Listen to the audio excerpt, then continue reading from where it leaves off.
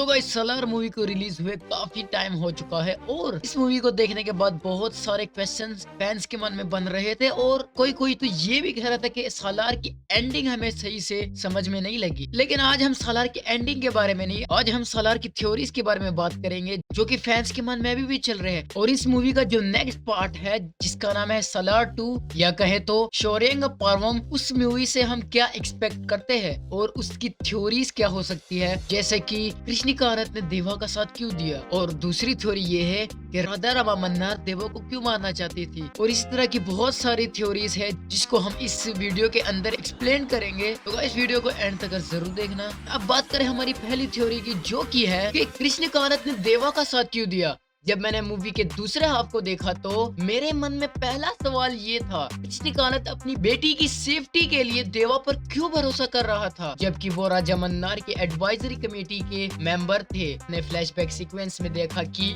2010 में कृष्णिकांत कभी भी देवा या वर्दा के साथ नहीं था। इनफैक्ट वो एक ऐसा कैरेक्टर था जो हमेशा बैकग्राउंड में रहता था। कभी कभी राधा रमा को सीज फायर के वॉर्स के स्टैटिस्टिक्स के लिए मदद करता था। हमने कभी भी उनकी बीवी या बेटी को तो नहीं देखा, लेकिन कुछ खास वजह से सालार का ट्रिगर पॉइंट उसकी बेटी अदाया का एब्डॉक्शन था। मुझे लगता है कि खानसार की सिविल वॉर के दौरान कृष्णिकांत ने खानसार से बाहर जाने का इरादा किया होगा अपनी बीवी और बेटी को सेफ रखने के लिए, लेकिन खानसार की दीवार ने किसी को भी जाने नहीं दिया होगा अगर उनके पास सही ऑथोराइजेशन ना हो तो, क्योंकि कृष्णिकांत ने एम्पायर के अंदर की हर चीज के बारे में जानकारी रखी थी। शायद राजा मन्नार ने उसे जाने नहीं दिया होगा, इसलिए वो देवा की तरफ मुड़ गया होगा ताकि देवा उसे सही रास्ते से बाहर निकलने में मदद करे। और इस तरह कृष्णिकांत को देवा के साथ एक जिंदगी भर का रिश्ता बन गया होगा। या फिर ये भी हो सकता है कि सिविल वॉर के दौरान देवा को खानसार से बाहर जाना था और कृष्णिकांत ने उसकी मदद की, जिससे देवा कृष्णिकांत के साथ लॉयल बन गया। जैसे भी हो, ये तो साफ है कि देवा और कृष्णिकांत ने किसी तरह का रिश्ता बनाया था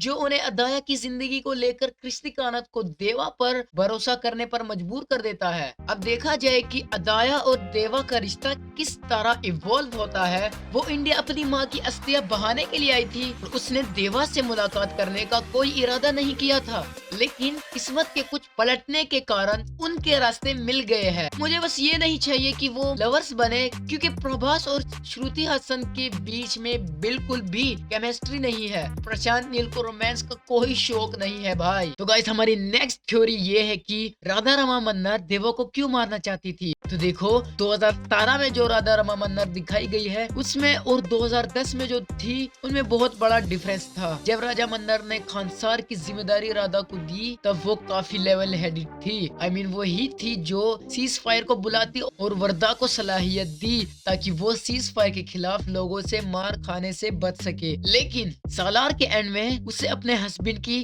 असली पहचान के बारे में पता चला और ये उसके ऊपर बहुत बड़ा असर डाल देता है। बाय चेक दिस सीन, वर्दा की कोर्ट में ओल्ड मिनिस्टर कहाँ गए पता नहीं। मेरा गेस है कि वर्दा और देवा ने उन सब को खत्म कर दिया और राधा उस बेचारी ने वो खून खराबा देखा होगा, इससे उसके दिमाग पर बहुत गहरा असर पड़ गया होगा और वो इसीलिए तो पागलों जैसी हरकतें कर रही है मेरे ख्याल से। बट उसने कभी भी देवा के अगेंस्ट अपना एंगर नहीं छोड़ा। मुझे लगता है कि वो एक ऐसा स्मार्ट गेम खेल रही है जिससे देवा और वर्दा आपस में दुश्मन बन गए। लोग सोच रहे होंगे कि सालार 2 में वो देवा के साथ होगी, पर मेरा मानना है कि बिल्कुल नहीं। I am calling it, she is gonna go after देवा, क्योंकि राधा ने अपने डैड का खून होते हुए अपनी आंखों से देखा होगा। और वर्दा का टास्क भी ये हो सकता है कि शोरेंगा के लोगों को पूरी तरह से खत्म कर देना। और भाई देवा भी तो शोरेंगा का मेंबर है। राधा का प्लान ये है कि अपने फादर का टास्क पूरा करना। अगर वर्दा ने राजा मन्नार का एंड किया तो राधा उसका भी बैंड बजा देगी।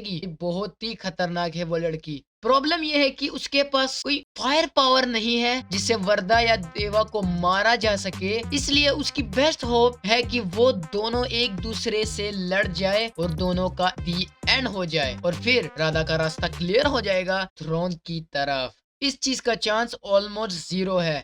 तो भाई मेरे बातों को एकदम से सीरियसली मत लेना, मैं थ्योरी बता रहा हूँ आपको। अब गाइस हमारी अगली थ्योरी ये है कि राजा मन्नार खानसर को अचानक छोड़कर कहाँ चला गया। अरे भाई सालार का पार्ट 1 देखा था और राजा मन्नार का ड्रामा तो बिल्कुल उल्टा था। मतलब बिना कुछ बताए ही खानसर से चले गए, कोई सॉलिड रीजन नहीं दिया, बस वर्दा को नेक्स्ट रूलर बनाने के लिए रंगा से रिक्वेस्ट की और राधा को सब संभालने को बोला, फिर सीधा चले गए। कुछ समझ में नहीं आया यार। लगता है राजा मन्नार ने सोचा होगा कि उसका डिसीजन इतना हंगामा नहीं क्रिएट करेगा और मिनिस्टर सीधा वर्दा को एक्सेप्ट कर लेंगे। पर भाई रियल लाइफ तो फिल्मी नहीं होता ना, कुछ तो होगा जो उसने सोचा होगा, या फिर कोई अर्जेंट काम था जिसकी वजह से छोड़ गए। मैं पहले सोच रहा था कि सालार और केजीएफ कनेक्ट होंगे somehow, specially with that thank you note for Yash, पर नील ने क्लियर कर दिया कि कोई कनेक्शन नहीं है दोनों फ्रेंचाइजीज में, तो वो थ्योरी गई तेल लेने। अब राजा मन्नार का थर्ड चाइल्ड वाला एंगल अच्छा लग रहा है, शायद कोई हो जो वर्दा के अगेंस्ट चैलेंज करे थ्रोन के लिए, इसलिए राजा ने इतना जल्दी खानसार छोड़ा होगा क्योंकि बहुत अर्जेंट था। बाकी सालार 2 ही बताएगा सारा मिस्ट्री। उम्मीद है कि क्लियरिटी मिले राजा मन्नार के सडन एग्जिट के रीजन के बारे में। और भाइयों हमारी तीसरी थ्योरी ये है कि बारवा की लीडरशिप में शोरेंगा दोबारा कैसे रीग्रुप हुआ।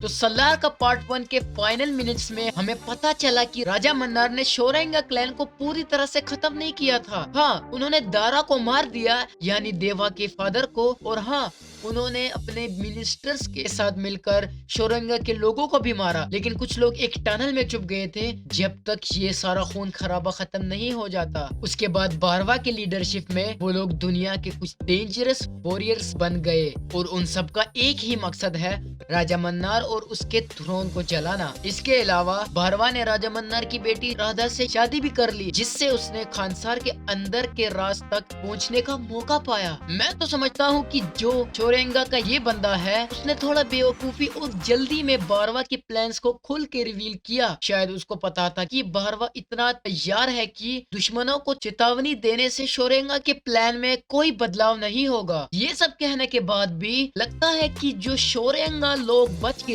उन्होंने कुछ इतनी खतरनाक ट्रेनिंग की होगी जिससे वो बहुत बड़े वॉरियर बन गए हैं। मेरा कहना है कि बारवा ने राधा को कैसे इम्प्रेस किया होगा बिना किसी की नजर उठाए, तो कुछ तो एक्स्ट्रा ऑर्डिनरी हुआ होगा। मुझे लगता है कि ये सब चीजें सालार पार्ट 2 में एक्सप्लोर की जाएगी। फिल्म का टाइटल है शोरेंगा पार्वम, तो उनका पूरा ध्यान इस पर होगा।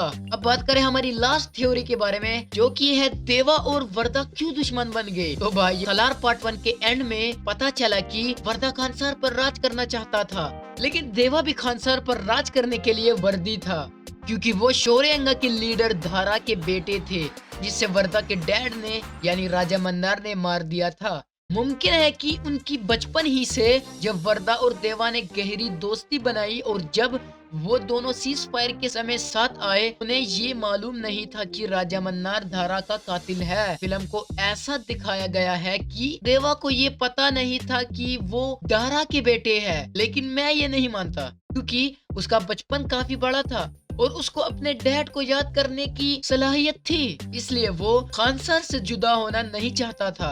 और दूसरी तरफ मुझे ये लगता है कि उसको ये नहीं पता था कि उसका दोस्त वर्दा उसके डैड के कातिल का बेटा है। शायद किसी ने देवा को ये बता दिया सिविल वॉर के दौरान, जिससे वर्दा और देवा के बीच में दरार आ गई। या ये कोई बारवा भी हो सकता है, क्योंकि उसको चाहिए था कि देवा फिर से अपने क्लैन में लौटकर राजा मन्नार को मारे। भाई मैं तो क्लियर बोल रहा हूँ कि देवा को खानसार पर राज करने का कोई शौक नहीं है, क्योंकि देखो देवा ने ऐसा कुछ एक्सप्रेस ही नहीं किया था हमारे सामने। वहाँ पर वर्दा ने किया था, लेकिन देवा ने तो कभी भी ऐसा कुछ नहीं बोला। और भाई एक पॉसिबिलिटी ये भी हो सकती है कि शायद देवा और वर्दा एक्चुअल में एनिमीज नहीं है, ये सब एक ड्रामा हो सकता है उनके दुश्मनों को धोखा देने का और खुद को मेंटेन करने का एज फियरसम मैन। शोरेंगा के लोग तो बिल्कुल भी मन्नार को जीने नहीं देंगे, क्योंकि राजा ने जो उनकी क्लैन के साथ किया वो बिल्कुल भी सही नहीं था और देवा शोरेंगा के खिलाफ बिल्कुल भी नहीं जाएगा। तो गाइस मुझे लगता है कि सालार पार्ट 2 में हम देखेंगे कि देवा और वर्दा किसी कॉम्प्रोमाइज पर पहुंचते हैं जिससे दोनों अगले युद्ध तक जिंदा रह सके। लेकिन सबसे इम्पोर्टेंट बात यह है कि मैं चाहता हूं कि प्रशांत नील देवा और वर्दा की दोस्ती को एक्सप्लोर करे। भाई वो बस होलो एक्सपोजिशन और चाइल्डहुड के स्निपेट से बाहर जाके सच में उनके रिश्ते में गहराई तक जाएं सालार पार्ट 2 में। वरना गाइस अगर इस तरह का नहीं हुआ तो सालार पार्ट 2 थोड़ी सी बोरिंग हो सकती है मेरे ख्याल से। तो गाइस ये तो मेरी थ्योरीज थी, और अगर आपको इस तरह की वीडियोस पसंद है तो वीडियो को लाइक और चैनल को सब्सक्राइब कर दो।